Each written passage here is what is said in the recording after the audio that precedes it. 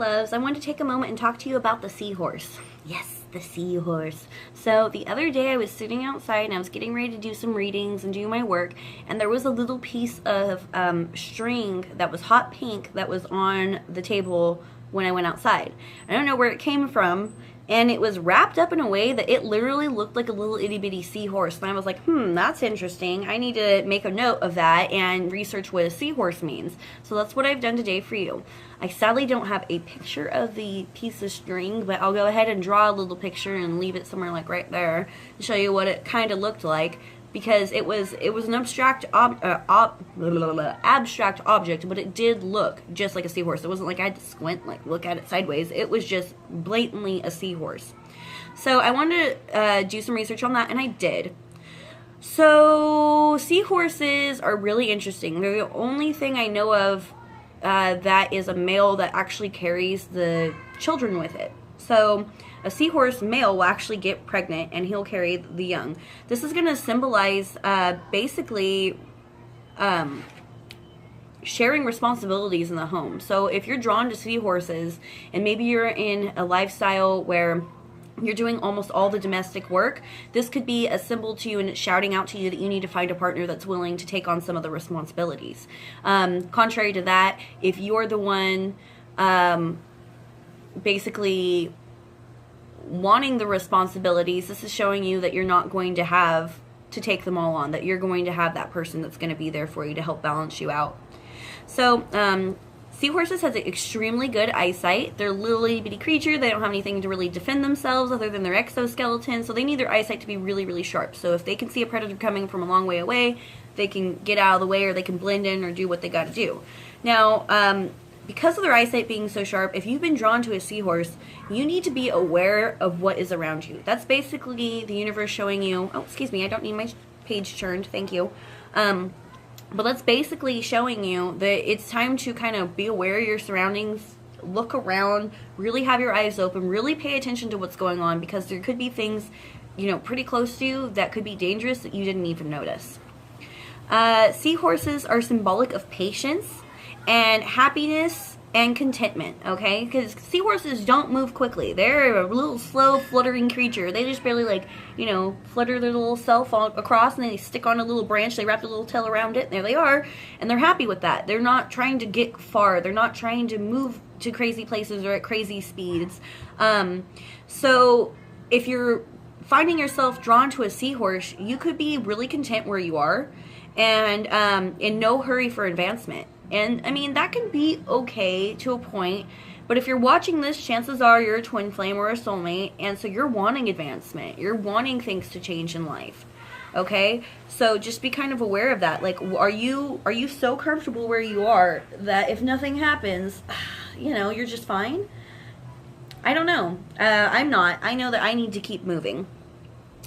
Okay, seahorses have not changed their bodies from evolution. So they have been the same thing since they came into existence. A seahorse is a seahorse is a seahorse. They have the dragon type and the ones with the leaves coming off of them and whatnot, but their body structure, what they are, their exoskeleton, how they work, how they function, none of that has changed since the invention of the seahorse. So if you're, again, finding yourself really attracted to the seahorse, maybe it's time for some change. You have been the same thing, the same way for so long. And it's not necessarily that what you are is bad. I'm not saying that it is, but change is good for everybody. So especially if you're wanting new things in life, you're going to have to change what you're doing or who you are just a little bit. Not to something that you wouldn't want to be. Change yourself into who you have always wanted to be. So they have a carefree approach to progress. They can be a symbol for inflexibility or stubbornness. If you're super drawn to seahorses, you might be one of those people who only likes things a certain way, who only will... I only eat at certain places. I order the same thing every time. I make my bed every day. I only wear this kind of color. I only wear this kind of whatever. I only talk to this kind of person, listen to this kind of music, or whatever it is. And I will not leave my box.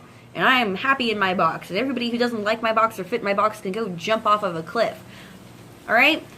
If that's who you are, look at that a little bit. It's time for some change. Thank you very much, but I told you I don't need that.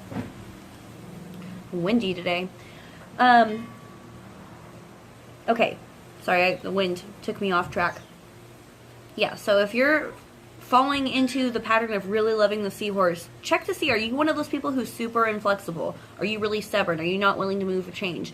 Are there things in your life you would like to change, but because you're not willing to make that change, they just aren't happening? Check on yourself. This is a self-check. Seahorses are there to remind us to be persistent in our goals, but be mindful when we are too inflexible or stubborn in achieving them. So if you have a goal like, I'm going to date this person, and it's a person who they don't like you, they haven't talked to you in 10 years, they're married, they're this, they're that, they're whatever, and you've been so stuck on this person's my twin flame, blah, blah, blah, just because for whatever reason, that's who you got stuck in your head. Are you so inflexible that you miss the soulmate scenario, or that you miss the true twin flame, or that you're blocking your true twin from coming? Have you gotten this idea in your head so hardcore that you're actually stopping progress in your own life?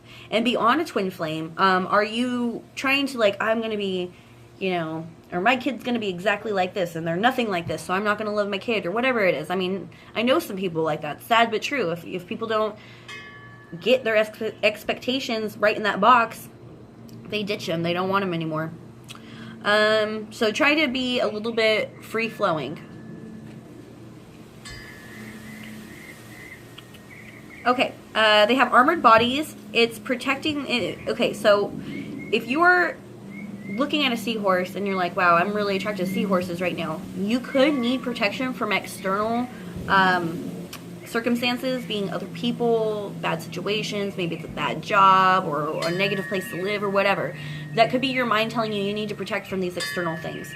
The contrary of that is if you're in a very comfortable setting that you should be very comfortable, but for some reason you're causing that friction, you could be putting up walls that are not needed. So take a check on yourself and say, okay, am I in danger in this place? Do these people, are they trying to make me feel comfortable? Or do they have my best interest at heart? You know, and take a look at it and be like, well, why am I guarded? Why am I up like this? Maybe there's no need for it. Maybe the past has trained you, maybe the past has trained you to being a certain way, but maybe that's not the way you need to be. Maybe it's okay if you let yourself be a little more free flow.